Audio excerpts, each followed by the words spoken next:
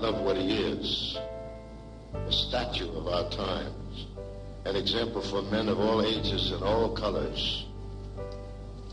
He is now and will always be the champ of my prayers. And it's kind of nice to know that the man who never rested on canvas now sleeps on clouds. He was a man with dignity, with humility, with the greatest respect for law enforcement. And he tried to live a life that was helpful to other people. He would help somebody else and neglect himself. What I remember most about Joe Louis is not how many men he knocked out, how great he was, but how he got so popular and so great on earth. But spiritually, he just stayed the same. Always humble.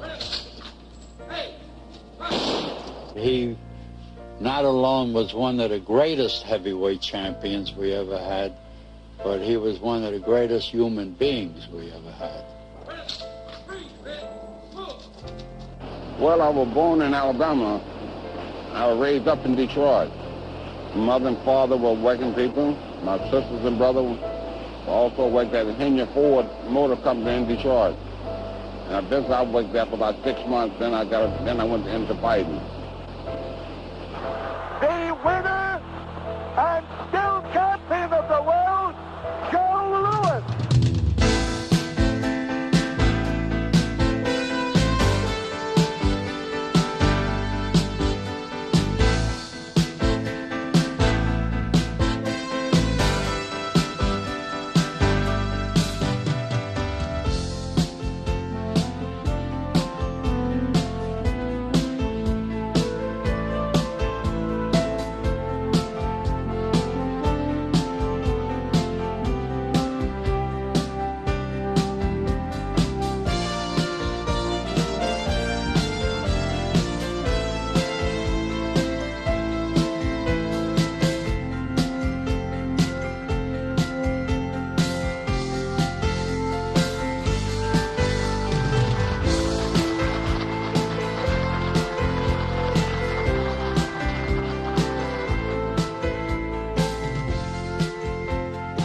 Joe Louis Barrow, heavyweight champion of the world from 1937 to 1949, longest reign of all time, with a record of 25 successful title defenses. The champion of champions, the greatest of them all.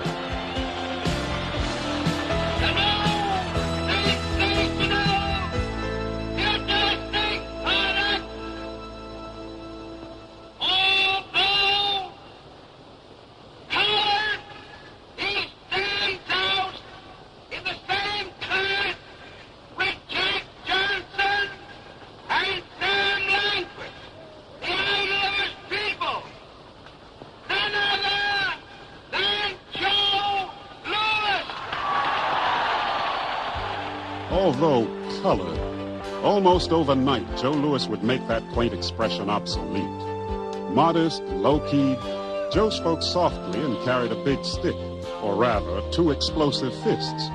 If those fists spoke eloquently for him in the ring, outside the ring, his very presence spoke just as convincingly for tolerance, in a sport where before him there had only been racial ignorance and hate. When Joe Louis was born in 1914 on a rundown sharecropper farm in rural Alabama, another black man was champion. The first, and white America hoped the last, until 24 years later when Joe Louis would be as popular a champion as Jack Johnson was despised. Barred from a title fight at home, Johnson finally caught up with champion Tommy Burns in Australia and punished him until the police stopped the cameras and jumped into the ring to end the slaughter. A black champion in a white world. America, except for its invisible 5 million Negroes, was in shock. There had been great black fighters knocking at the doors, Sam Langford, Joe Jeanette, but never allowed to fight for the championship. Its diamond-studded belt had been reserved for whites only. When Jack Johnson returned to America flaunting that symbol of world supremacy, he walked into a buzzsaw of prejudice. There was an almost religious crusade to find the great white hope, the giant with the proper epidermis who might redeem the honor of the white race. Even the old champ, James J. Jeffries, was urged out of retirement to bring the championship back to white America. But not even with 3 other white ex-champions in his corner, cheering him and cursing Johnson, could the old white knight prevail against the black. Lynch spirit was in the air. Johnson was lucky to get out of the ring alive.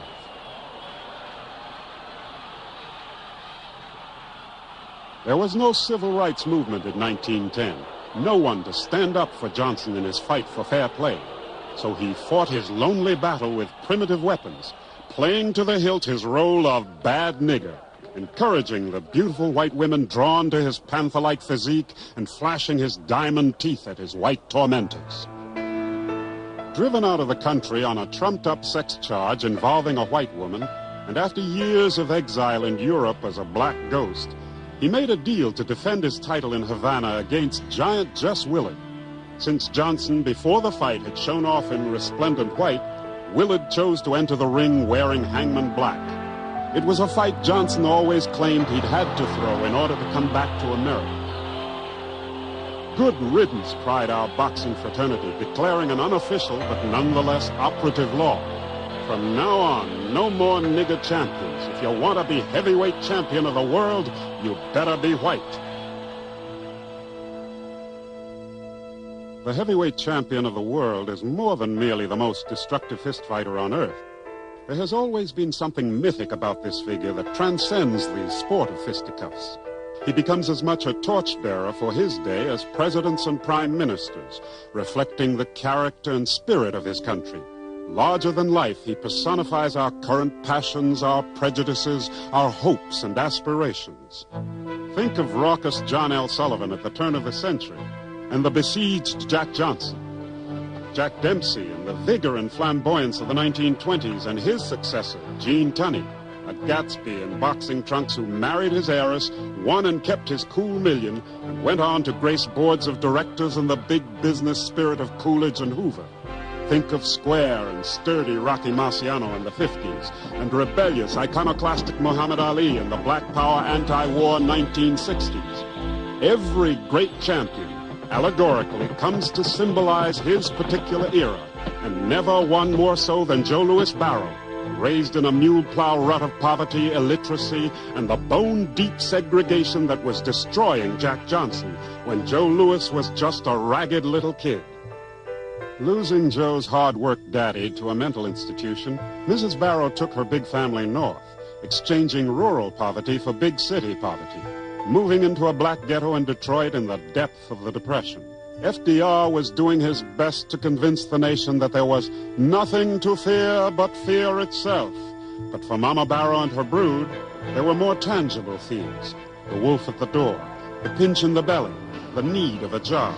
But young Joe found one at the Ford plant, a sweet $25 a week to supplement Mama's relief check. Somehow Mama held her family together and even encouraged this muscular teenager to better himself. I was going to school in Detroit, and first my mother wanted me to be a violin player, and which I didn't care that much for it. And so instead of me going to take my violin lesson one day, a friend of mine, whose name was Gold Glove champion of Phase 2 Golden Gloves, he talked me into going to the gym with him to see him train. Tracy McKinney was his name. So I went down to see him train, and I liked it. So next day, I went with him again to the gym, and I joined the gym. And then I put my violin case into the locker. That went on for a couple of weeks, going out to the gym every day and putting my thing in the locker and everything. So when I got home from gym one night, I saw my music teacher was talking with my mother. So I said, well, he must know what I meant. He must have told my mother I'd been missing the class so many times. So I told her, she said, why you missed so many classes? I told her, I want to be a fighter. So she said, okay, you want to be a fighter, then I'm with you. I started boxing the Golden Glove in 33. I won the 33 Golden Gloves, and then I came back and won the 34 Golden Gloves in Detroit. Then our team went to Chicago to fight Chicago team Golden Glove champion. I won that one, and then I turned pro. John Roxborough was a logical sponsor, a Detroit numbers man known for his kindness to young black kids who wanted to get ahead. He passed Joe on to someone who could do even more for him, Julian Black, who had the connections in Chicago. They could bankroll Joe Louis, but they couldn't make him a fighter. Jack Blackburn could, a trainer who had the respect of Ray Arcel, who was to handle Joe's opponents in 15 fights. Jack Blackburn and I became close friends before he started to train Joe Louis. And I remember going to Chicago in 1934 with Charlie Macera. And Jack Blackburn said to me, I always told you I was going to get him, and I got him now. Jack Blackburn was one of the greatest trainers of boxers I ever saw. And he used to keep Joe Louis working long after he had worked out. He still would take him in private and teach him and show him and explain to him. And Blackburn knew what he was talking about. And Louis looked upon him as the man that actually was going to make him a great fighter. We read about all the knockouts he was scoring in Chicago, and we didn't realize that Joe Louis was as great as he was. Joe was ready for his biggest payday yet, $2,750 against Lee Ramage, the heavyweight champion of California, a master boxer who had never been knocked out, until Joe accomplished just that with a lightning left hook. A white towel of surrender fluttered into the ring from the Ramage corner. But another white symbol in alarming numbers not only refused to surrender, but brought the battle for white supremacy to the very steps of the Capitol.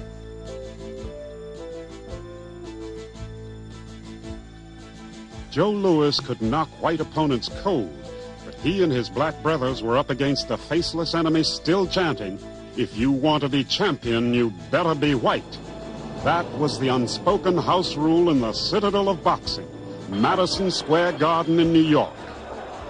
Discrimination was very prominent in those years, and people, of course, never gave the black fighter, promoters never gave the black fighter the opportunity that he justly deserved.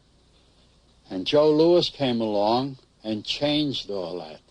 Joe Louis was a man who was respected by everyone in the world. I mean, he was loved and admired. And the boxing writers of New York, I recall, have an annual dinner. And this was in the middle 30s.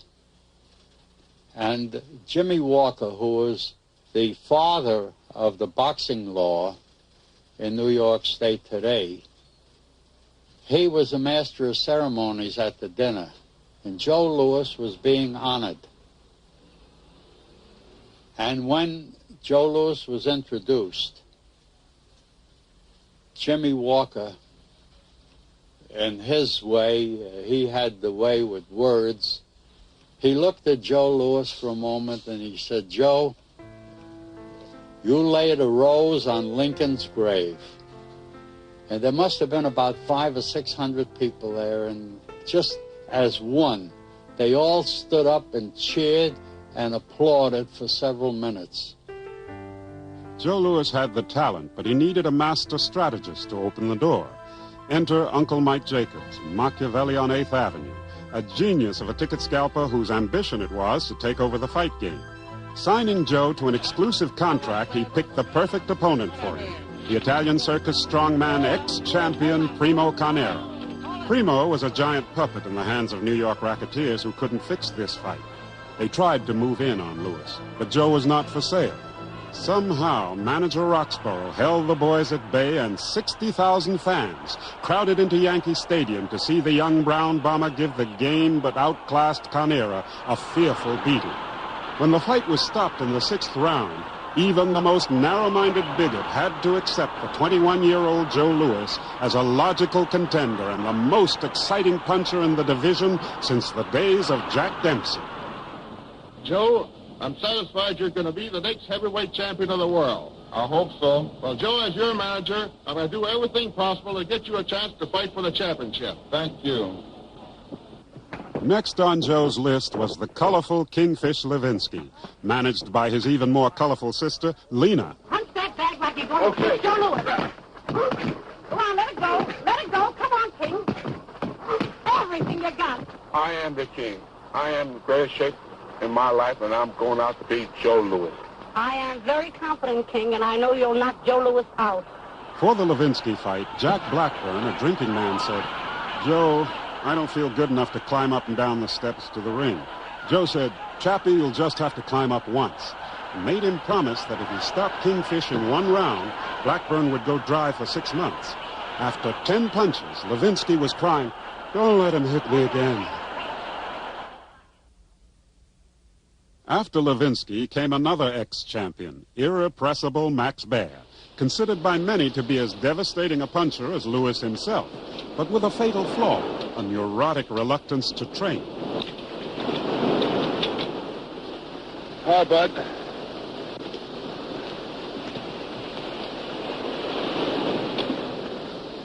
Say, how long do you have to do this? About 2 or 3 hours.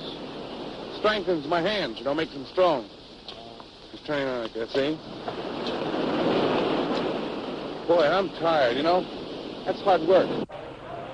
This was the banner day of Joe's meteoric rise.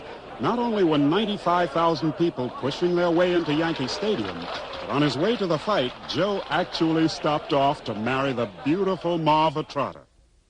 15 minutes later, Joe was headed for the stadium, where Harry Ballow, the announcer, still found it necessary to caution the crowd against expressions of racial intolerance. In the name of that great American sportsmanship spirit, a spirit so conspicuous of you that it has made the American sporting public famous the world over. And may I respectfully beg that the thought uppermost in your mind and the sincere feeling in your heart be that regardless of race, creed, or color, let us all say and mean it, may the better man emerge victorious.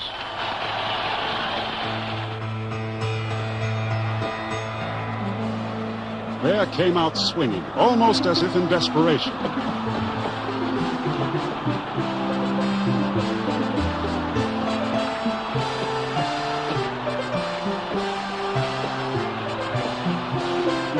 But before round one was half over, Joe was rocking the ex-champion with deadly lefts and rights.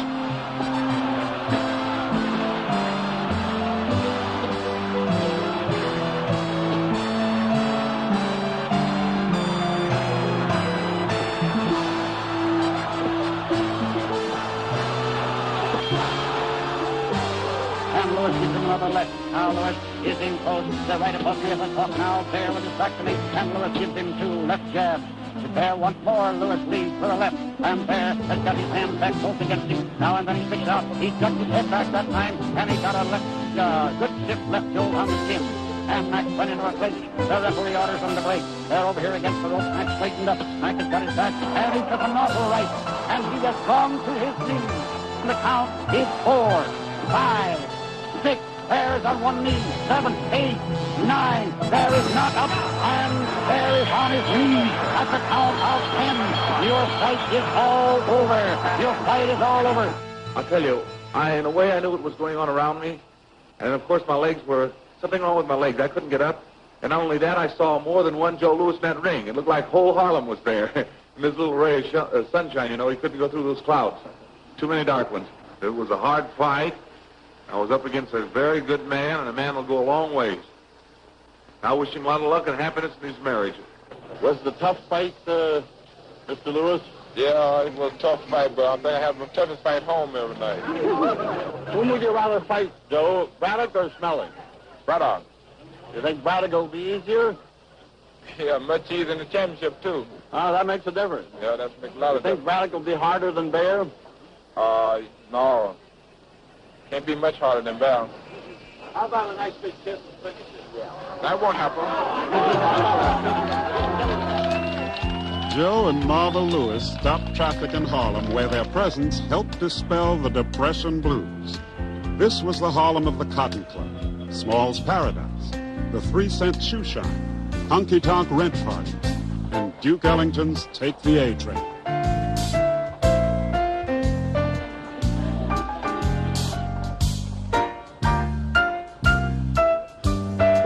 Joe and Marva seemed to be symbols of hope in a black world still stomping at the Savoy.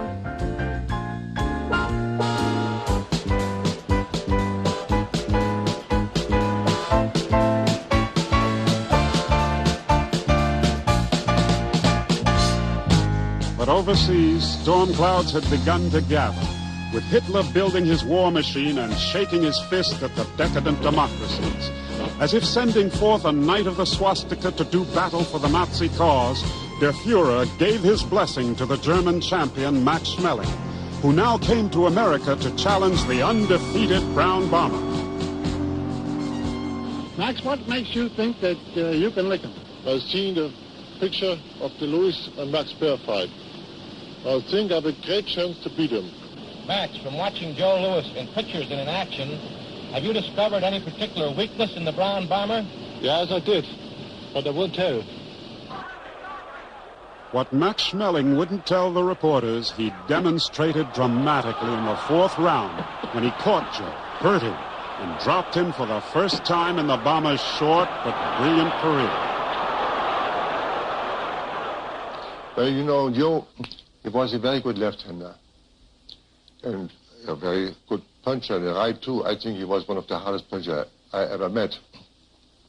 But then Joe hit his left hand, and then he dropped it. And I was a good counter puncher, and I was waiting. Then I took the left hand from Joe, and then I went right behind him because his hand dropped. And it did very little damage. Schmeling got over 2 more. Hard right to Lewis's jaw and made Lewis give ground. And there Schmeling straightened up Lewis with hard rights and left to the jaw. He has puffed up Lewis's left cheek, and Lewis is down. Lewis is down, hanging to the rope, hanging badly. He is blinking his eyes, shaking his head. The count is done. The fight is over. The fight is over. And Schmeling is the winner. The victorious Schmeling returned to Germany and a hero's welcome. His stunning upset of Joe Louis made to order for Goebbels' propaganda machine. Schmeling was Aryan supremacy personified, and the nationwide adulation seemed the ideal springboard for the 1936 Olympics in Berlin.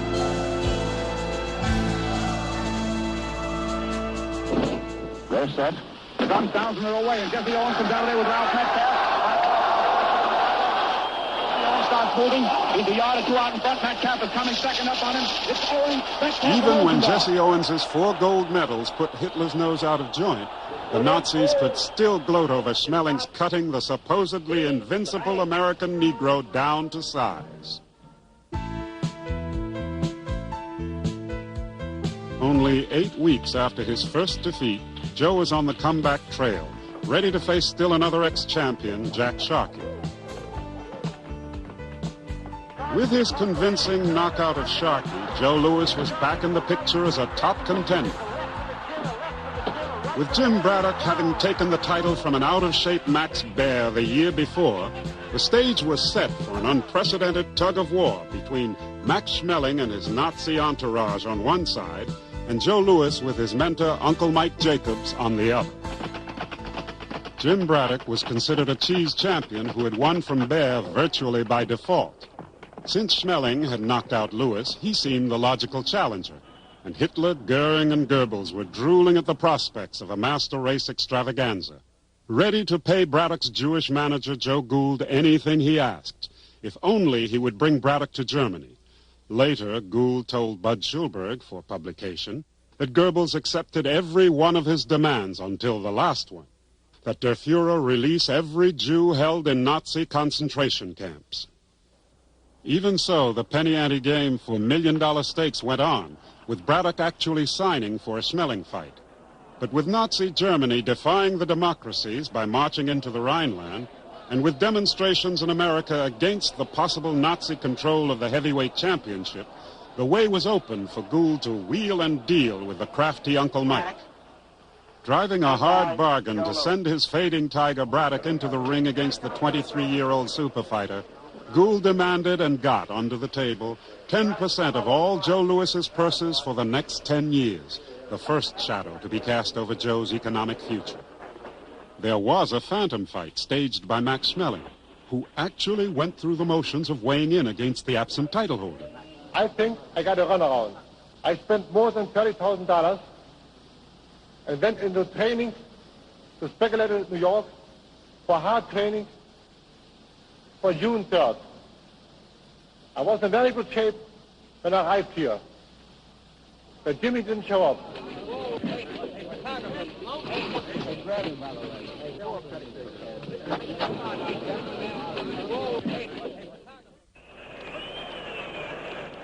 But the controversy failed to dampen the ardor of fight fans listening to Joe's historic match with Braddock, the first heavyweight title fight in America involving a Negro since Jack Johnson stopped fireman Jim Flynn in 1912. This is the blow-by-blow as millions heard it on their radios from Maine to California. Usual costume he's had in his last big fight. Don't sneak any punches when you're doing it, but protect yourself at all times. The foul rule will be waived. Boys, shake hands and come out fighting. May the best man win. Now they're going back to the corners, and I'm going to turn the mic over to Clem McCarty as the bell is about to ring. Now then, once more they're sparring, and Lewis is watching carefully, ready. He let Braddock have a fast left, and then crossed up with his right, and hit him high on the cheek. Now at close quarters, Lewis is flashing hard, and Lewis hit the slow. He went down, but didn't stay down, and Braddock is crowding into the rope. Braddock is the man forcing the fight in the corner, exchanging rights and lefts. Braddock is letting him have rights and lefts. They're tied up. The referee separated them. The crowd is on his feet. Braddock let him have a left. Braddock hasn't given any ground. Lewis is fighting desperately. Braddock let him have a left there, and then a right to the body. Lewis with a terrific right to Braddock's jaw, and the bell sent Braddock to his corner, looking good. This is one of the most exciting first rounds that I have ever seen, and I think Clem, who's giving the description, will agree. Jimmy went in like the fighting tiger, showing all of that Irish courage that he has. But we found a very different Joe Louis in the first round of this fight than we found even the Schmeling fight. Joe went into it with clash, bang, smash, both men. No hanging back. It was both taking the offensive. He opened up Jimmy's left eye pretty badly. It's bleeding quite a bit, and both eyes are swollen. Very heavy punishment was exchanged in that round. I don't believe those men could keep up that fight. Now here's the warning whistle. The bell will ring. I'm turning it over to Clem for another rapid-fire description. Take it, Clem. And here we go for the 8th round. Lewis stepping out fast, and Braddock is well marked up. But he's showing that great gameness and endurance that Jim Braddock has always shown. It'll be a question entirely of how long his legs can stand up, or on how much body punishment he can stand, and whether Lewis can plant a good knockout punch on either body or jaw. Now to Braddock in the center of the ring, and Lewis led there with a left and missed. Braddock was back out of the way. Braddock led with a left and came over with a right that was a little short, and then Lewis missed with left, and so did Braddock. Braddock now gave Lewis a left in the face, and Lewis gave Braddock a hard left hook in return, and there Braddock drove a left to Lewis's body, and Lewis slipped over a good hard left to Braddock's head, and then a left on the back of Braddock's head. Don't make any mistake, it wasn't far enough back to be out of line, but right over the ear. And there Braddock came up with a right uppercut that missed. Lewis was back out of the way in time. Now Braddock's in the center of the ring, and Lewis gave him, Braddock is down. 2, 3, 4, 5, 6, 7, 8, 9, 10. A new world's champion. Joe Louis is the new world's champion in the 8th round. Braddock went down from a hard right to the jaw. A succession of blows, and the crowd is in the ring. Clem, get up in that ring. I'll take charge from now on. Over in Joe Louis's corner, they're having a jollification. His seconds threw their arms around him and hugged him. while Jimmy's seconds gathered around him and lifted him from the floor, wiped the blood from his face, and carried him over to his corner.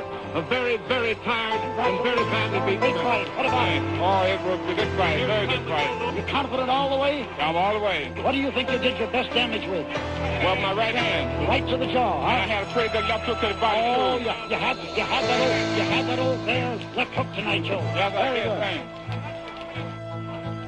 The winner and new champion of the world, Joe Louis.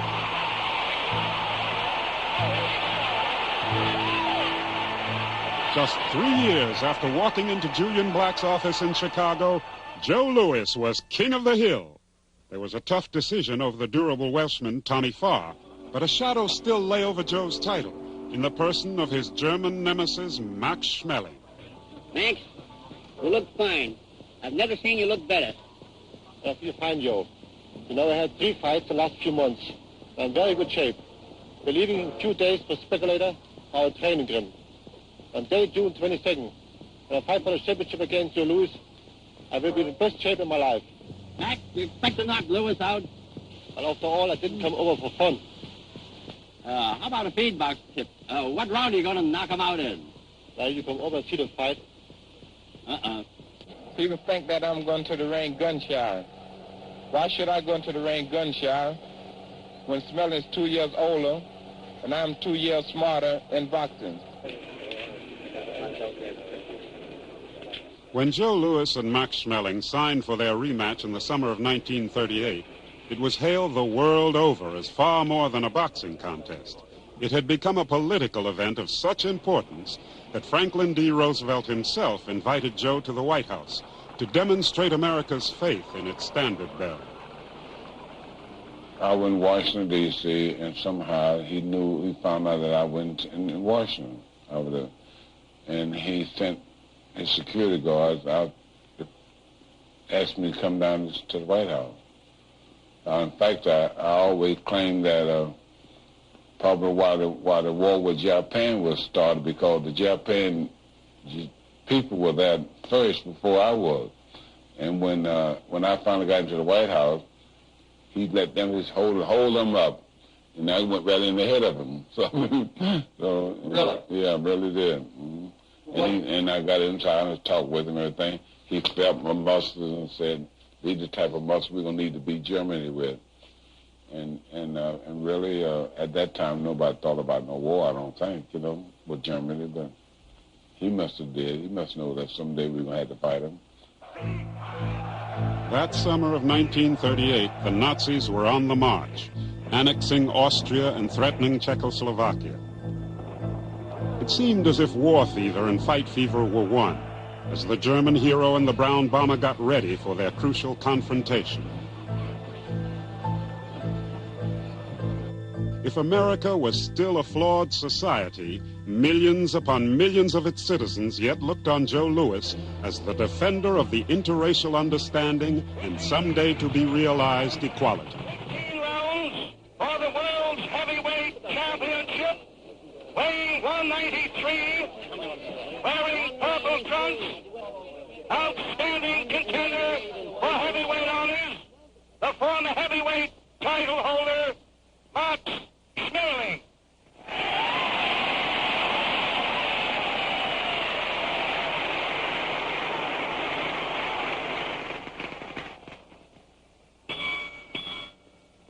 Weighing 198 3/4, wearing black trunks, the famous Detroit Brown Bomber, world's heavyweight champion, Joe Louis.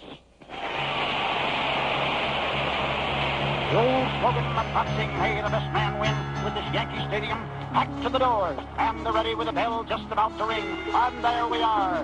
And they got to the ring right together with Arthur Donovan Stepper-Rank round them, and Joe Louis is in the center of the ring. Joe Louis led quick with 2 straight lefts to the chin. Both of them light as the men clinch. Joe Louis tries to get over 2 hard lefts, and Max ties him up in the breakaway clean. On the far side of the ring now, Max with his back to the rope, and Louis hooks a left to Max's head, and shoots over a hard right to Max's head. Louis, a left to Max's jaw, a right to his head. Max shoots a hard right to Louis. Lewis to the old 1-2. The first to left and then the right. He's matched more blows in this one round than he landed in 5 rounds of the other fight. And there, Max Schmeling caught him with his guard down and tossed that right hand to Lewis's jaw. But Lewis was going away with the punch at the time.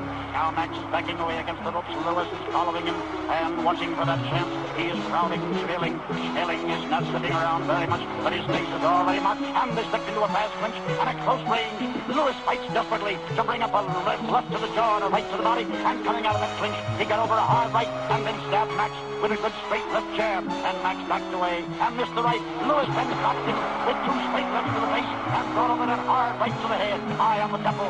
And Max tied him up with a clinch and broke ground. Is back against the ropes again. They're not too close to the ropes. Lewis out, and Lewis missed with a left swing, but in close, brought up a hard right over the jaw. And again, a right to the body, a left hook, a right to the head, a left to the head, a right. Schmeling is going down. But he held to his feet, held to the rope, looked to his corner in helplessness, and Schmeling is down. Schmeling is down. The count is 4. And he's up, and Lewis, right and left to the head, a left to the jaw, a right to the head, and Donovan is watching carefully.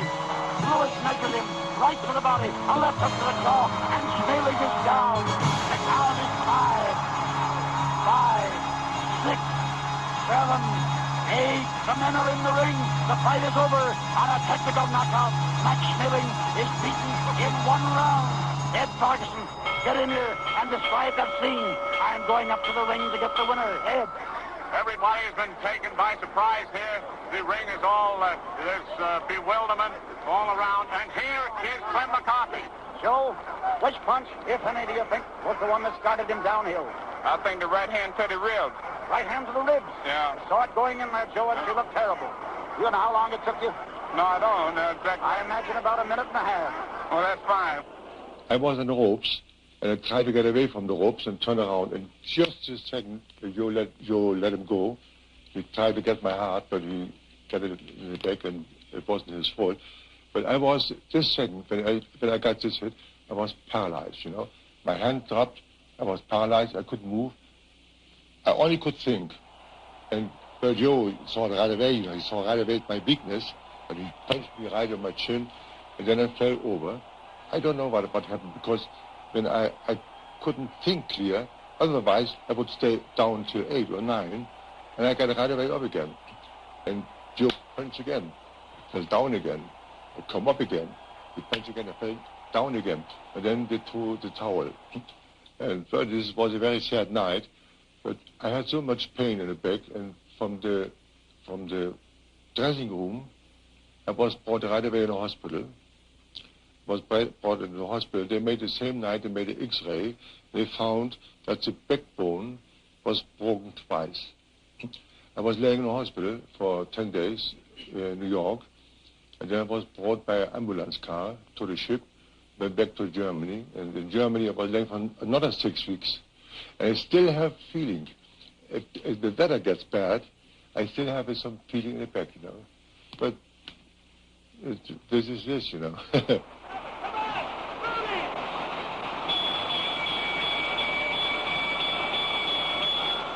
Time, 2 minutes, 4 seconds, first round, referee stops it, he's winner, and Philadelphia, Joe Lewis.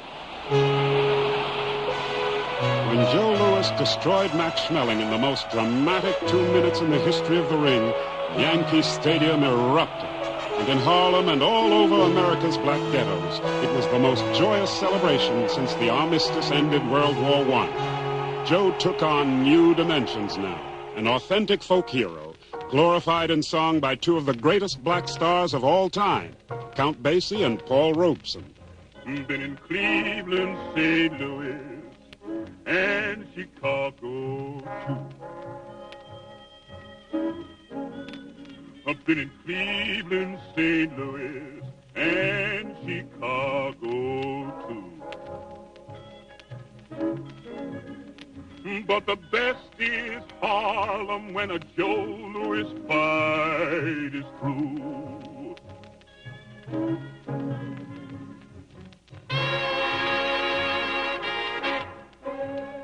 Joe was the toast of the town, sought after by every hot spot in Harlem. And to the dismay of his managers, who were determined to protect him against the Jack Johnson syndrome, he was a magnet for the sugar babies and beginning to enjoy the nightlife his public was not to hear about. With Joe now immortalized in song, Hollywood was quick to cash in on his name, even if they managed to misspell it. I wish you weren't going away tonight. We're going to miss you, Joe. I'm going to miss you too, Mary. It's going to be lonesome here without you, Joe. This has been our spot for a long time. That isn't much change for me around here, Mary. Oh, I understand. There'll be more of an opportunity where you're going. You must have a chance to do big things. You deserve it, Joe. I know you'll make good. I hope so. I want to get ahead and be somebody and do things for Mama and Papa and for you too, Mary. The movie was called The Spirit of Youth, and Joe had become a national symbol of that spirit. Under Jack Blackburn's watchful eye, he never let up on his training. Under the canny guidance of manager Roxborough, ever mindful of Jack Johnson's defiant showboating, Joe promised never to have his picture taken with a white woman, never to go into a nightclub alone, never to gloat over a fallen opponent, and to live and fight clean and hard. Joe's one problem with these commandments was a healthy liking for the ladies, and theirs in turn for this modest black Adonis. When Joe met the light heavyweight champion, John Henry Lewis, it was more of a human interest than a fight story. John Henry was ailing and needed the pain knife. Joe was his friend and knocked him out quickly to spare him punishment. Jack Roper was another story. The Hollywood White Hope wanted to show off to his celebrity friends and went down with flags flying. He immortalized himself in fisted lore with his post-mortem. I zigged when I should have zagged. The most colorful, though not the most skillful of the contenders for Joe's crown was two-ton Tony Galento, who brought the belly acquired in his Jersey saloon into the ring with him. Along with the courage of a barroom brawler and a left hook opponents remembered the morning after. 5'9" and 225 pounds, the human beer barrel took the fight to Joe from the opening bell, hurting him with left hooks, until in the second round, Joe hit him so hard, Tony literally flew up in the air before falling to the canvas. But Galento amazed Lewis by getting up, and in round 3, his face full of blood, Two-Ton actually put Joe down.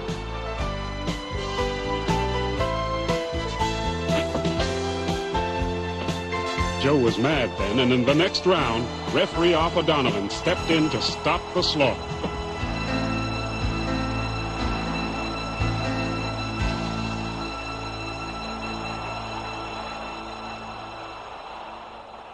You think Donovan was right in stopping the fight? The Galento was out on his feet? Well, I can hardly tell you that. I don't know how Galento failed at the end of that 4th round. They should have made me let me fight my own fight. I should have went out and fought a rough fight. Not like they want me to fight low, be careful. I don't want to be careful. I want to take a few and get one over and knock him dead. I hit him a light punch and knocked him out. And knocked him down. I'd have knocked him out. I had him down twice. Did that Galento man really hit you hard? Well, he hit me hard enough to knock me down. I guess that's hard enough. You think you had him when you knocked him down, Tony? Sure, I only had a light punch and knocked his bum down. What are you going to do now, Tony? I'm going to get in good shape and fight my own fights and listen to nobody. Against Bob Pastor, Joe revenged himself on a boxer who had managed to run for 10 rounds the first time around. The unorthodox Arturo Godoy, who had held on for 15, would pay for it later. Johnny Paycheck was over and out almost before the fight began. In his prime now, invincible, Joe Louis was still ready to take on all comers. Mike Jacobs had formed what he called the Bum a Month Club. And he wanted Joe Louis to box an ordinary fighter in his own hometown or any place at all every month. Keep fighting continuously, not to lay off, because he figured that one fight would lead into another, and that he would keep him in shape and that he could box often enough and still draw record gates. The city that I fought most of the fighters in was in that city. They were the top fighter in that city. Like I fought Tony Musker in St. Louis. At that time, Tony Musker was the best heavyweight in St. Louis. Not only that, but remember the price. We didn't get but $20, $15. We didn't charge the public no $100 for no seats or $50 for no seats. You know, all the seats were very reasonable, and I got maybe $20,000 for the fight. I don't think you could call Bear or Billy Conn. You know, I don't think you could call them guys a bum with the money. The fight was in Washington, D.C. Bear, somehow or other, he happened to push Lewis through the ropes. The ropes were awfully loose, and fortunately, it was a wrestling ring, and it had an outside platform, and Lewis fell on this platform. At 6'6", almost as big as Conera, Buddy Bear was stronger but slower than his famous brother Max.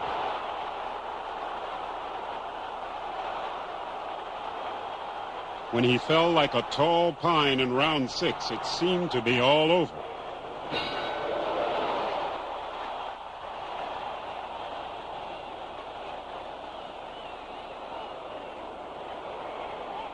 But even though he'd been saved by the bell, he failed to come out for round 7.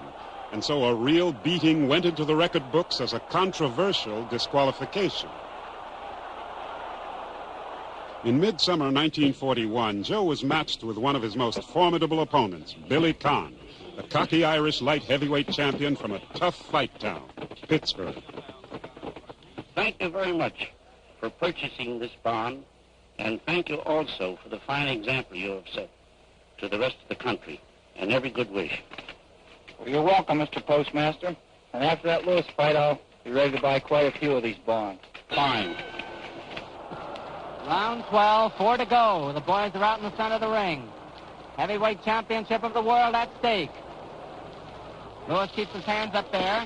Feints with his left. Conn comes in, rips the left hook to Joe's head, which goes around him. Hooks another left to Joe's jaw. Lewis in close, digs the left to the body, and Conn comes back with a left and a right to the body of the champion. Now Lewis has Conn on the rope, crossing a right to the jaw and hooking a left to the body. Another right uppercut to the jaw is scored by Joe Lewis. A left hook to the body is blocked by the challenger. Lewis is staggered by a left hook. Conn staggers Lewis. Lewis is railing around and holding on. A left hook to the jaw followed by a right cross, and the champion is hurt. A left hook to the jaw by Conn goes over the head of Lewis. Lewis is trying to hold on. Conn is battering him with a left and a right. Lewis is dancing around in the center of the ring. Conn hooks 2 left hooks to the jaw. Another left hook to the jaw by Conn finds a mark, and he's wild with a third. Lewis is hurt. Make no mistake of that. Conn hooks a left to the jaw, and Lewis paws with his left hand. And the crowd wondering what happened. A left hook to the jaw scored by Billy Conn at the bell. And here's Bill Corum. There was drama for you if you ever saw it in any ring. What a fight this is turning out to be. But don't think because Conn has been drawing the cheers and forcing the fighting that he's doing all of it. Lewis hurt him 2 or 3 times in that round. But the big punch was that left hook that Conn landed, which definitely all but shook the champion right off his throne, at least momentarily, and it tottered under him, and Lewis was completely dazed. A terrific round, a terrific fight. Lewis and Conn out in the center of the ring. Not too much action in this round. Now they goes to close quarters. And Conn, after hooking a left to the body, brings up a left to the jaw of Joe Lewis. Lewis jabs away with his left. It's short of the mark. And now he jabs the left and crosses the right to Conn's chin. Conn goes back out of danger. Lewis jabs the left and hooks the right and staggers Billy Conn with a right uppercut. And Conn wisely holds on and ties up Lewis. Lewis hits Conn again with a left and a right to the jaw. But Conn fights back with a right and a left to the body. Another right and a left to the body. A left hook to the jaw by Conn. A right to the jaw. 2 more rights as he outswings the champion. Conn was hurt, but he fought his way out of it. A left hook to the body by Billy Conn. Another left hook to the body and a left to the jaw. And the challenger's blows to the midsection are seemingly slowing up Joe Lewis. Billy's eye, the right eye is cut again. And there's Lewis driving Conn back with a right to the jaw. Lewis jabbing the left to Conn's jaw. And Conn going to close quarters and tying up his opponent. Out in the center of the ring now. This is a fight. Conn jabs the left and is staggered by a right cross thrown by Joe Lewis. Conn is hurt, but he bounds off the rope as Lewis comes back with a right and a left to the body. And Conn hooks the left to the jaw. A left hook to the jaw, right uppercut scored by Joe Louis, and still another one. Kahn every so often is staggered, but he comes fighting back. He's got remarkable recuperative powers. A right cross to the jaw by Louis, and Kahn hooks his own left to the jaw. Kahn is covering up now, trying to get that left hand free. Louis takes Kahn's head back with a right uppercut, a swinging blow, and Kahn goes to close quarters. And now Louis back to the attack with another right uppercut, as Kahn hooks the left to the jaw. A left jab to the jaw and a right cross scored by Joe Louis, and Kahn is hurt as Louis rips the right to the jaw. Kahn is staggering, but he won't go down. There's Louis jabbing the left and uppercutting his right to Kahn's head. Kahn blocks the left hook. He's railing around the ring. Louis hooks the left and the right to the jaw, and Kahn is down from a right cross to the jaw. He's taking the count. 4, 5, 6, 7. He's on his back. 8, 9. He's getting up. Oh no! The referee says it's all over. The referee says it's all over. The bout is stopped. The winner and still champion, Joe Louis. But what a fight Billy Kahn gave. How about it, Bill? Oh, Don, there'll never be another one like that. No better and no greater fight did anybody ever see. And Louis came right back from the brink of defeat after Kahn had made as great a fight as you could possibly imagine. Listen. The winner by a knockout, and still the world's heavyweight champion, Joe Louis. Well, it was a great fight tonight. I know that Uncle Mike's going to give me another chance, and I know I can win it. I guess I had too much to win for tonight, and I tried to knock him out. Otherwise, I'd have won easy.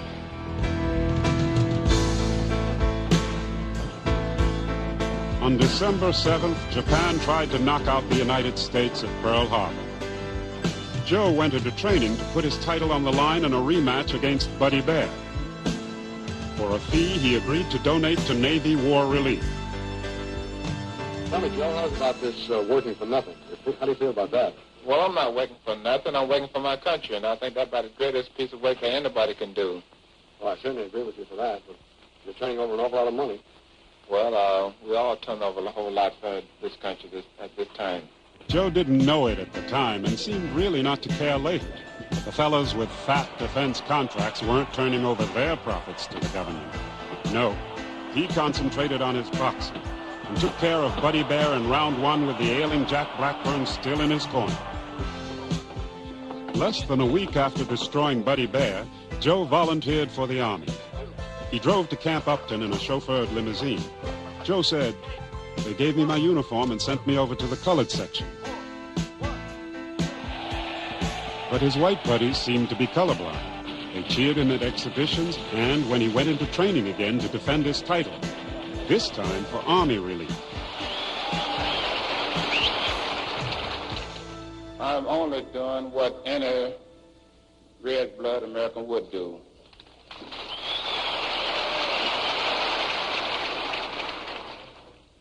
We're going to do our part, and we will win because we are on God's side. Thank you. The challenger for Joe's crown in the Army benefit was 255 pounds of Abe Simon.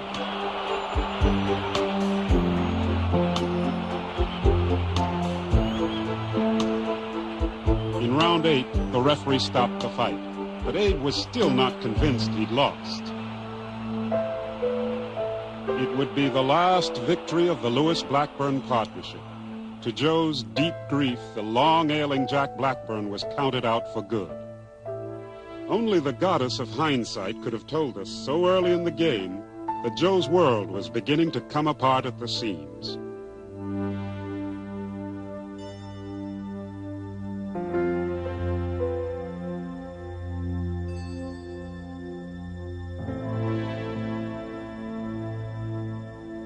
Joe Louis was victimized in a shameful manner, and I say this openly. He boxed 2 fights, defended his title twice, never accepted a penny for them. 1 for the Army relief and 1 for the Navy relief. And when the checks were made out, they were made out in the name of Joe Louis, who endorsed the checks and gave the checks to the different relief funds. But Internal Revenue claimed that Joe Louis was paid. And what he did was with his money was his business. To the outside world, Joe was a young black millionaire, but he was already in debt to Internal Revenue as well as to Mike Jacobs and John Roxborough. And there were marital problems. In spite of family photos with his beautiful Marva and their first child, Jackie, named for the beloved Jack Blackburn. On top of all this, his manager, Roxy Roxborough, was busted for running numbers in Detroit. But Joe was still an all-American hero, here introduced by actor, later Senator, George Murphy. This is an official message from the War Department to all you men and women who turn out equipment for our Army and Navy. I want you to meet one of the greatest fighters of all time, Sergeant Joe Louis, heavyweight champion of the world. Sergeant Louis. I wish I could talk face-to-face to all you folks who are waiting for the war. I got an interesting job in this Army. I go around to Army camp and give boxing exhibition. Then I talk to our soldiers about training. I've gone into some hard fights, but these soldiers are going into the toughest fight of all. They got to be good. Fighting is their job and they don't complain. Working is your job, so work hard. Joe's assignment was to lift GI morale in a still segregated army. He told his black buddies that the common enemy was Adolf Hitler, who hated niggers as much as Jews. He also told his commanders he wouldn't appear before any Jim Crow audiences. If whites and blacks are fighting the same war, Joe asked, why can't their morale be lifted in the same place? On September 2nd, 1945, on the battleship Missouri, under the hard eye of General Douglas MacArthur, the Japanese threw in the towel. After all-day, all-night celebrations from coast to coast, after a well-deserved award for Joe, the Legion of Merit, now it was time for the rematch fans had been waiting 5 years for. Billy Kahn's second chance to take Joe's crown. Promoter Mike Jacobs raised his arms in a prayer of, I smell money. So did Joe, now hundreds of thousands of dollars in the red. When co-manager Julian Black refused him an advance against his next purse, Joe said goodbye. He didn't need Black, but he did need a new trainer, Manny Seaman. Yankee Stadium was scaled to a $3 million gate, with ringsides going for an unprecedented $100 a pop. Everybody was there. Barney Baruch, Andre Gromyko, Tom Dewey, Jim Farley, and a baby-faced Frank Sinatra. But unlike the 1941 Classic, Kahn was never really in this fight.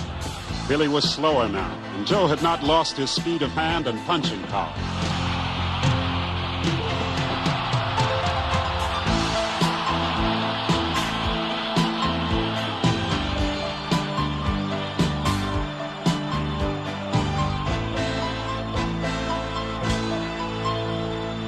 The punch that won the fight last night was that right hand was crossed, and that last punch that hit me was a good left hook.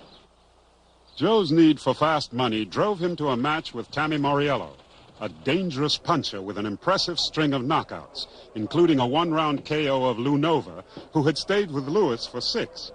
Joe was on a golden treadmill now. The more he earned, the more he owed.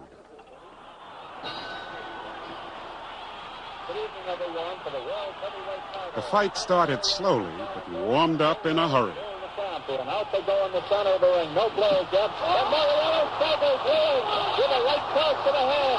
Moriello power right and Lewis right staggered and almost went down. Moriello moves in with another right to the head. And Lewis staggers Moriello. Moriello's down. And a left and a right to the jaw.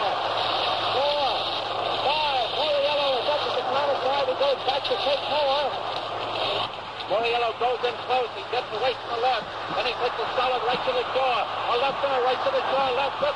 Moriello sinks to the canvas in a neutral corner. Moriello is hurt just above him. Still scrambling for money, Joe embarked on an exhibition tour that included 10 rounds with Arturo Godoy, who had failed twice to take Joe's title. Joe was trying everything now, from opening a new restaurant and bar in the heart of Harlem to shilling for cigarettes he didn't smoke. With Uncle Sam really on his back now, Joe agreed to meet Jersey Joe Walcott, a 20-to-1 underdog. But Walcott didn't fight like one. He knocked Joe down not once, but twice, while the champion, who had admitted he was older and tireder, kept trying to catch the crafty and elusive challenger.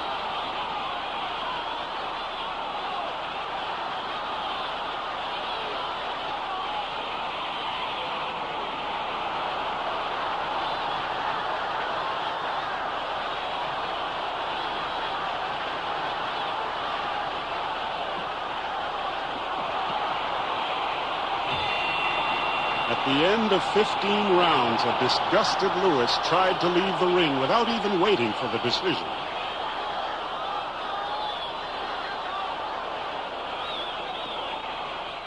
Judge Frank Forbes scored 6 rounds for Walcott, 1 round even, 8 rounds for Lewis.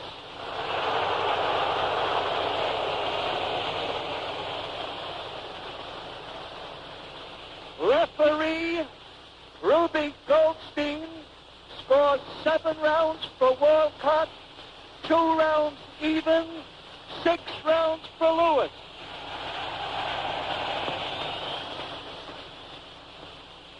Judge Martin Monroe scores 9 rounds for Lewis, 6 rounds for Walcott. The winner by majority vote, and still the heavyweight champion of the world, Joe Louis. For the first time in his career, Joe heard boos from the fans, and he was heartsick. The cheers were all for Jersey Joe, and Walcott's corner, convinced that he'd been jobbed out of an upset victory, filed an official protest with the New York State Athletic Commission. The seconds told me to box, definitely box, stay away from him, and just coast on him because the fight was definitely won. Eddie Egan, a one-time amateur heavyweight champion, spoke for the commission. This commission has no desire to interfere with the exercise of discretion and judgment of competent appointed officials. Joe Louis has always been a true sportsman, and the New York Commission assumes he will give Joe Walcott another chance at the championship. There was another chance for Walcott in Yankee Stadium 6 months later. Another sellout crowd, but this time the fans were wondering if the old brown bomber wasn't over the hill. Here's Louis getting away from the left jab, started to spin by Walcott. Walcott is gloved down by his side. Time running out in this round. Here's Louis, the left jab, and the spin, and Louis is down from the right cross to the chin. Walcott floored Louis, who got up without any count. Louis got up quickly. Here's Walcott driving a right to the chin. Again, Louis has been on the floor. Time is running out in this round. Louis shoots out a left jab. Walcott keeps moving from side to side. Takes 2 hard left jabs on the mouth by Louis. Louis found him with both of them. Then Walcott is back with a light left jab on the chin of Joe Louis.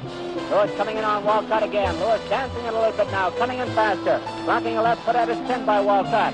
1 minute to go in the round as Walcott speeds it up, shooting a left jab on the chin, and then taking a light left jab. He's trying to baffle Louis. He's moving from side to side. Comes in with a left jab on the chin, a right cross to the shoulder, a left hook to the mouth by Walcott, another left hook on the chin by Jersey Joe Walcott. And that has brought the crowd up screaming. He really opened up that time. Louis takes a left hook to the chin, and Louis hits Walcott with a right to the jaw. Louis hit him with a right, drove another right, and Walcott is in trouble on the rope. Louis throws him with a right to the jaw, a left hook to the head. Walcott takes the right and a left to the body. Louis has him where he had him in round 9 before, and then Walcott fights back with a left and a right to the jaw. He misses the right, a left hook to the head. Louis throws him with a right and a left to the jaw, and Walcott is down. Walcott is down. We're trying to pick up the count. We can't hear the count. Walcott is trying to get up. He's on his knees. I don't know. Time. No, it is all over. Johnny. Never fight Joe Louis twice. The curtain opened up. when he got ready. He said he was going to do it. Walker tried to fight him, but the big man had too much. Joe, when you knocked him down, did you think he'd get up? No, man, I thought when I had him, I know that when he went down, he couldn't get up. I hit him with 4 or 5 very good punches. I thought you hit him with my left hook, Joe. Well, man, I hit him with my right, too. Well, I'd like to say again that I retired. Tonight was my last fight. And thank you very much. But Joe still drew crowds, even on the golf course. I've been champion of the world for 11 years and 3 days. I've defended my championship 25 times. I think I've been told to retire now. Lord, I hate to see old Joe Louis step down. Lord, I hate... An aging Uncle Mike Jacobs was retiring too, ending the most significant partnership in boxing history. With Jacobs out of the picture, and with the backing of Jim Norris of Chicago, Joe named the 2 top contenders, Ezzard Charles and Jersey Joe Walcott, to fight for his vacated title, with Louis himself as the new promoter.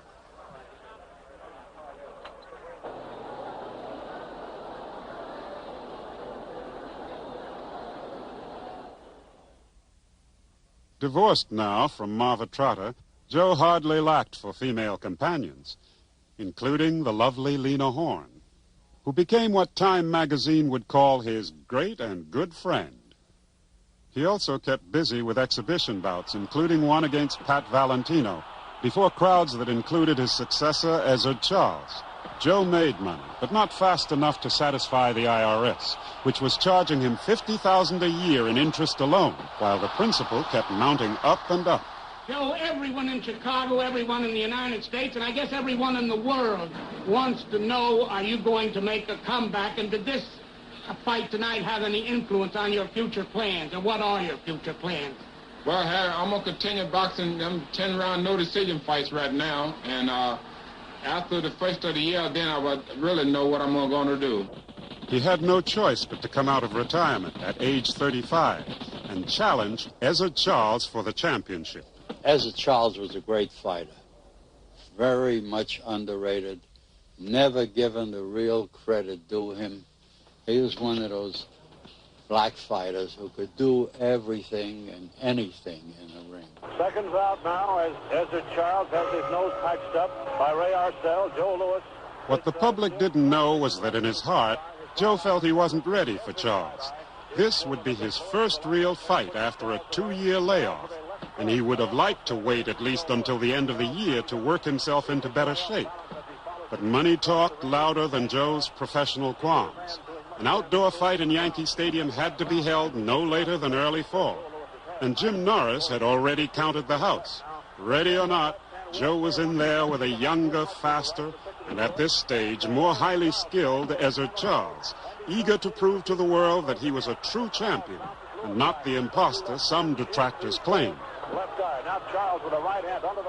For this fight, for the first time in his life, Joe had waited in his dressing room to be summoned to the ring, wishing he didn't have to go down. It was all I could do, he admitted later, not to ask my trainer to call it off.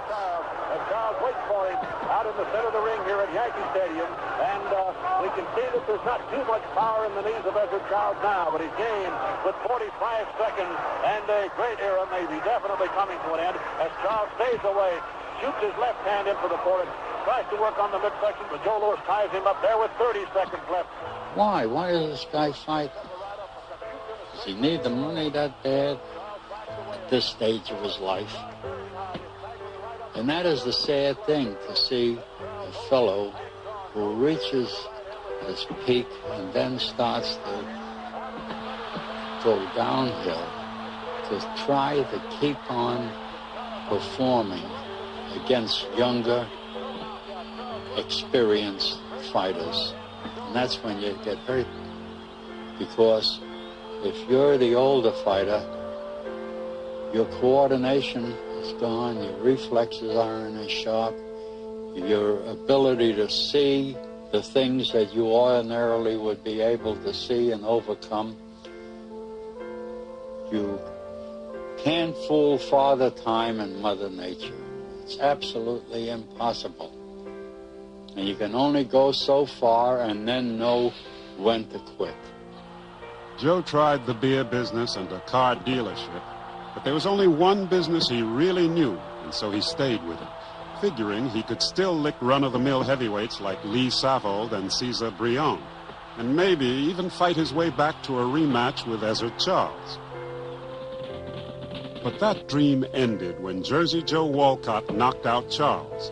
And now the only money fight left for the 37-year-old Joe Louis was with the young, undefeated, hungry white hope, Rocky Marciano, whose style and punching power were being compared, as Joe's once had been, to Jack Dempsey's.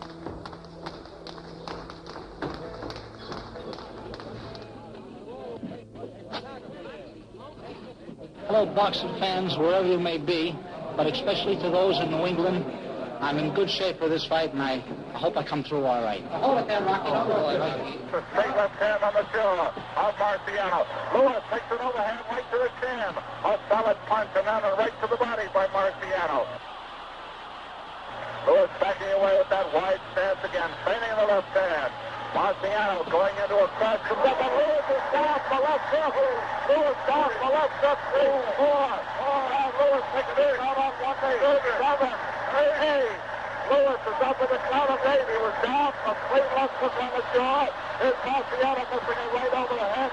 The left hand, another right to the jaw. Left hook to the mouth by Marciano. Louis is holding on. He's in real trouble.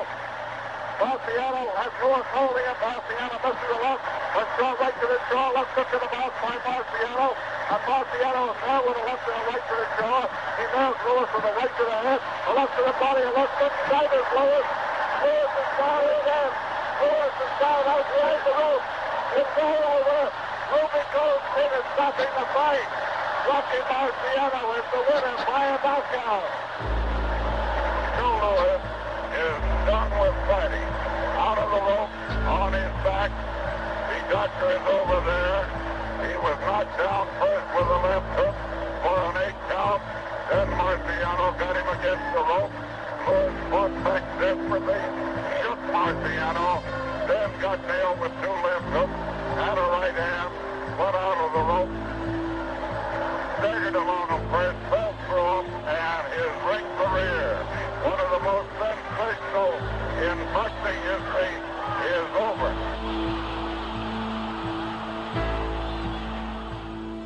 There was another war now, over in Korea, and again the armed services thought that Joe's giving exhibitions in the Far East would help morale. Not that our government was doing much to help Joe's morale. It was nice to have a hero's welcome from our recent enemies, but inside his head an adding machine went clicking. $1 million in debt to the IRS, $100,000 a year in interest alone. He could still draw crowds to stadiums, even for matches with Army novices. But deep down, Joe had to be thinking, what do I do with the rest of my life? As if to symbolize the passing of the good old days, in 1953, Uncle Mike Jacobs was gone at the age of 72. Mike was no social reformer, but Joe would be forever grateful to him for opening the door to black champions 20 years earlier.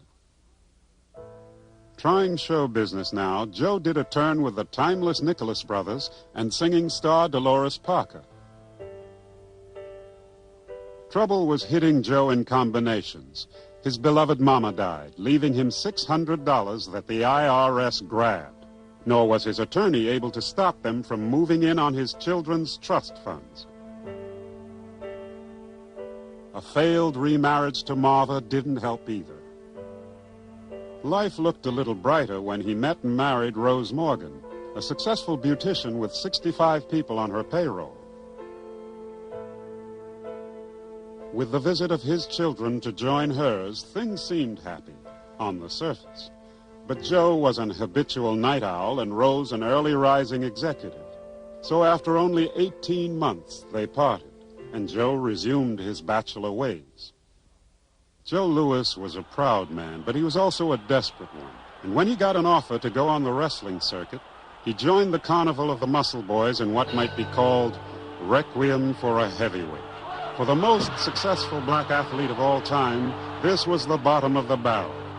There were choreographed wins over professional wrestlers like Cowboy Rocky Lee, with Joe simulating heavy punches and following instructions to exult over his victories in a way he had always disdained in his years of dignity and glory. Ironically, it was Jersey Joe Walcott, his last serious challenger, who lifted Joe's arm in token of victory. But for even these hollow conquests, Joe paid dearly when the cowboy cracked one of his ribs, which in turn damaged his heart muscles.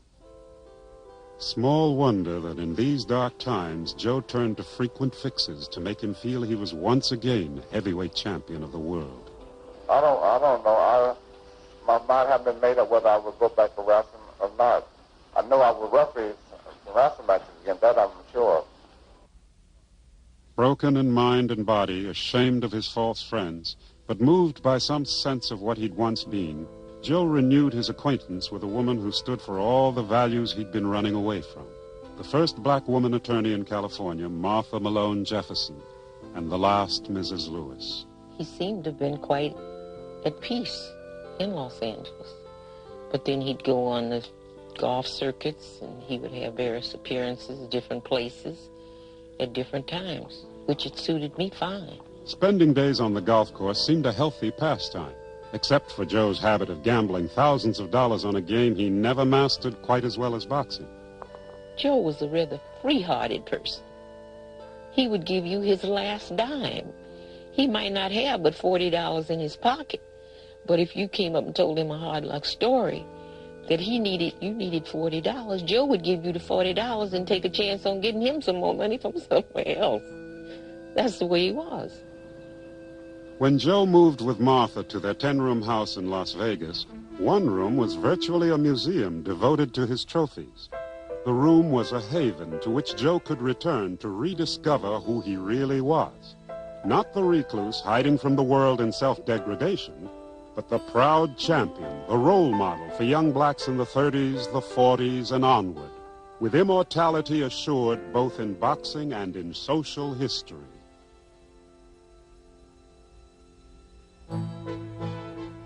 A job at a London casino was Joe's next pit stop in his race to keep ahead of himself.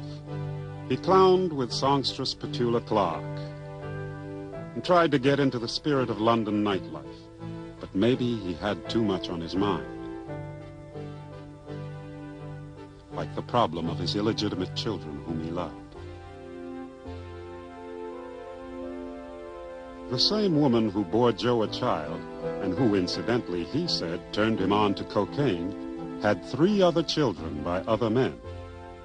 Incredibly, Martha and an aging Joe, fighting his drug habit, took them in too. Martha had also taken on Joe's interminable battle with the IRS. The penalties and the interest had grown to such an enormous amount. It could never be really paid off dollar for dollar. At one time, Joe was appearing here in Las Vegas with Pearl Bailey at the Flamingo. So they sent through a hold on the money that he was supposed to be paid. I said, if you take it, Joe isn't going to work. I said, he can eat, he can sleep. I'm working. So Joe just won't work. So what are you going to gain by it? It was a shameful thing to see a man like him, great fighter, great human being humiliated and destroyed in this manner, because after all, when you owe Internal Revenue money, no matter what you have, they take away from you. And they took a lot away from Joe Louis. But not even Martha could cope with the demons within. The first thing that happened to Joe of significance was the fact of this paranoid condition that he felt that people were after him and they were trying to put gas on him and they were trying to do various things. And as a result of that, he was committed to the hospital in Denver for psychiatric help. This is what was done. so that Joe could get the help that he needed. Sugar Ray Robinson and Max Schmeling were in Vegas to welcome Joe home from the hospital, along with actor Anthony Quinn and Billy Kahn. To Max and Joe, a cake decorated with a miniature boxing ring recalled to their amusement the famous shocker of long ago.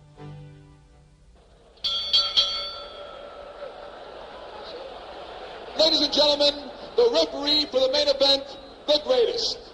From Detroit, Michigan, the Brown Bomber, Joe Louis.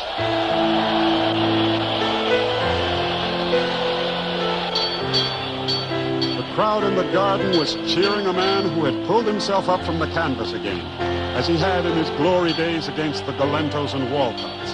The standing ovation was testimony to his toughest fight of all, against the invisible opponent of his later years, adversity, financial, physical, and psychic.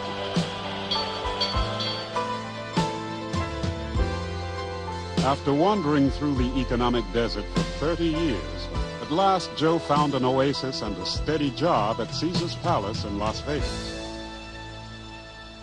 Well, I'm the host. I shake hands, but I've been with the hotel 6 years. I'm enjoying my stay in with the hotel.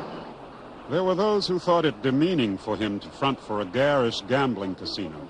But an easygoing, innately gracious Joe Louis liked his job and took it seriously. Now, could you be kind enough to write two? I have two little granddaughters. What do the people ask you when they shake hands to you? Well, getting most of the questions you get that, dude, I think I could have beaten Ali. And that's my biggest, I get that question more than anything. But I enjoy talking to people. And do you think if you meet Ali, if you fight Ali, who's going to win? Well, I was with him in his camp, so I think he was a very good fighter. He was now a fixture at Caesar's Palace, where the owners staked him money to gamble. His winnings he kept. His losses, and he was notoriously unlucky, they gladly swallowed. This was hardly a storybook ending for the most popular of all heavyweight champions, but he was enjoying the limelight and the attention of the famous who welcomed him back from his years of darkness. An old injury from the circus nights of wrestling required heart surgery, followed by a stroke that put Joe in a wheelchair. Fate had dealt him more than his share of losing hands, along with the winners his friends preferred to remember.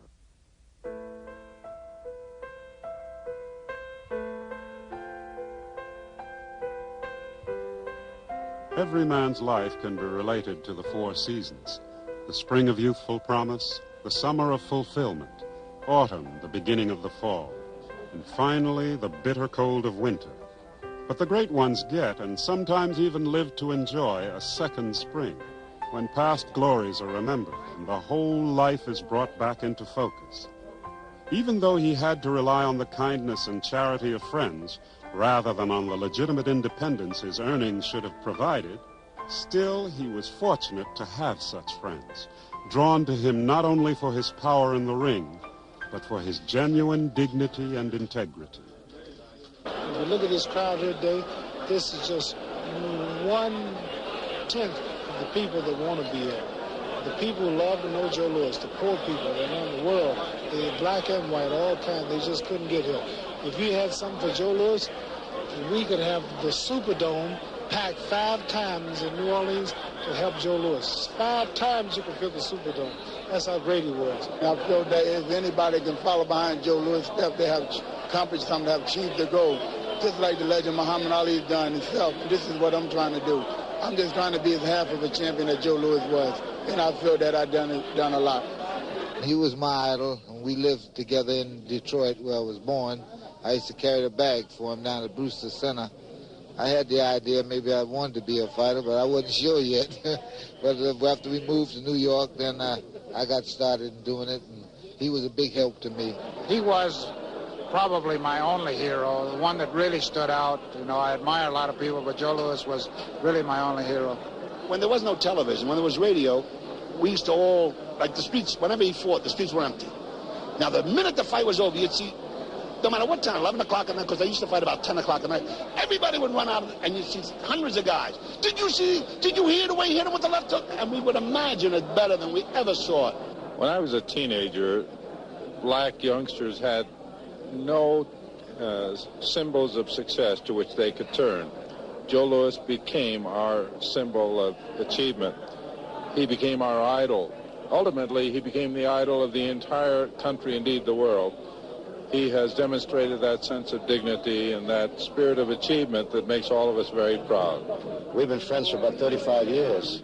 And first time I ever saw him, of course, I've been cheering ever since. All right, let's go. And I think that this is long overdue, Dick. I think this should have been done a long time ago. I'm glad you're doing it. God bless him. I think he's gonna have a good time. Let's go. Come on. Okay, let's go. Let's see. Let's move. Put a shot.